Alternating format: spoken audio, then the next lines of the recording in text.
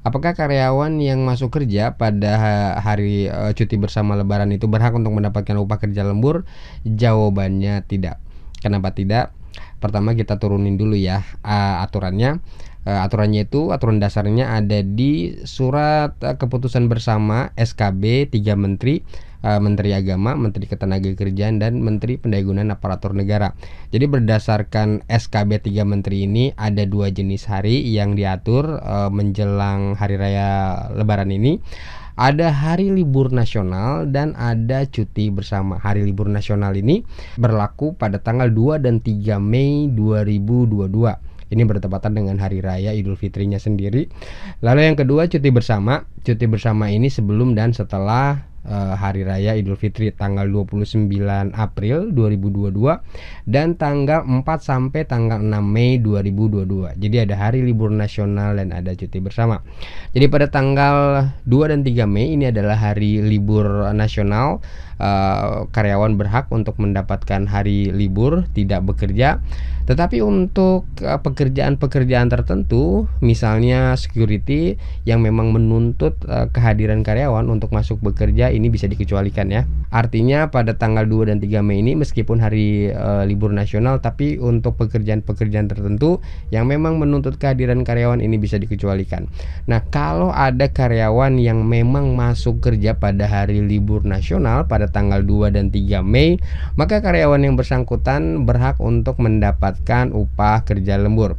Karyawan ini berhak dapat upah kerja lembur karena seharusnya pada tanggal hari libur nasional itu karyawan yang bersangkutan tidak masuk kerja, tapi karena dia masuk kerja maka di sini ada penambahan jam kerja.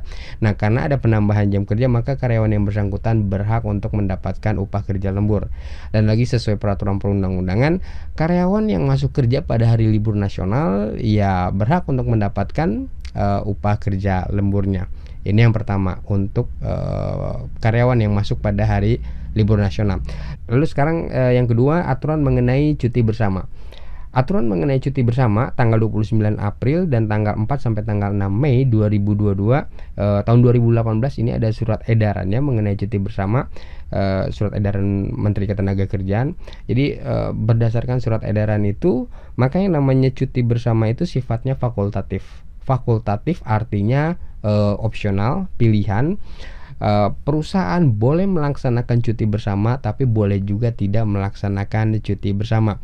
Beda dengan hari libur nasional tadi ya. Kalau hari libur nasional, ya perusahaan harus meliburkan karyawannya. Sementara kalau cuti bersama ini sifatnya fakultatif, pilihan, boleh diliburkan, boleh juga tidak.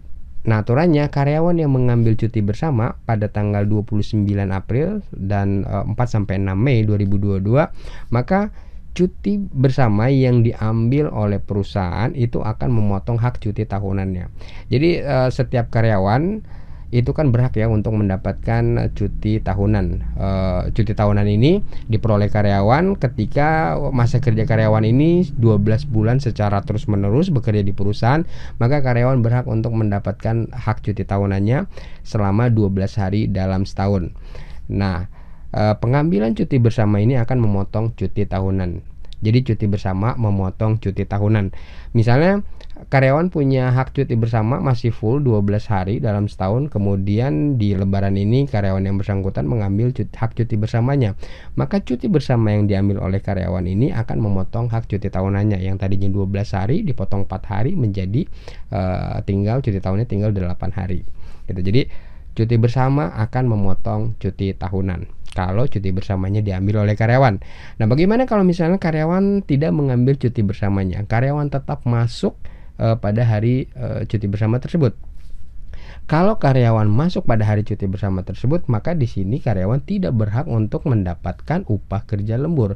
Kenapa tidak mendapatkan upah lembur? Karena yang namanya cuti bersama itu pilihan ya. Sama seperti cuti tahunan, boleh diambil, boleh juga tidak. Jadi karena sifatnya pilihan, maka ketika karyawan itu masuk kerja di hari cuti bersama, Di sini tidak ada penambahan jam kerja. Beda halnya dengan ketika karyawan masuk kerja di hari libur nasional. Kalau hari libur nasional itu kan karyawan seharusnya tidak masuk kerja. Tetapi ketika dia diminta kerja pada hari yang seharusnya dia tidak bekerja, artinya kan di sana ada penambahan jam kerja dan karenanya ada pembayaran upah kerja lembur. Sementara kalau cuti bersama karena sifatnya pilihan, karyawan boleh masuk, boleh juga tidak, maka di sini tidak ada penambahan jam kerja. Dan karena tidak ada penambahan jam kerja, maka tidak ada pembayaran upah kerja lembur. So, jadi pengambilan cuti bersama ini tidak ada kaitannya dengan upah kerja lembur, tapi kaitannya dengan cuti tahunan.